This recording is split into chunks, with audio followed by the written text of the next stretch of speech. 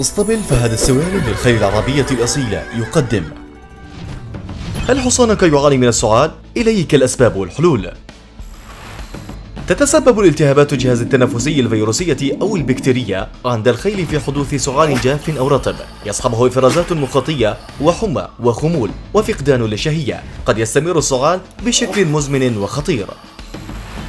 أول خطوة في علاج سعال الخيل هي على المربي أن يساعد الحصان على التنفس والعمل على تهدئته، لأن بعض الخيول قد تصاب بالتوتر الشديد، ويجب إبعاد الحصان عن أي مصادر للغبار والدخان.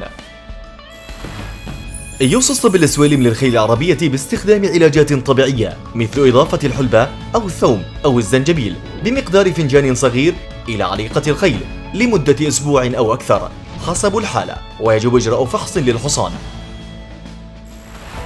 تابعونا على سناب شات.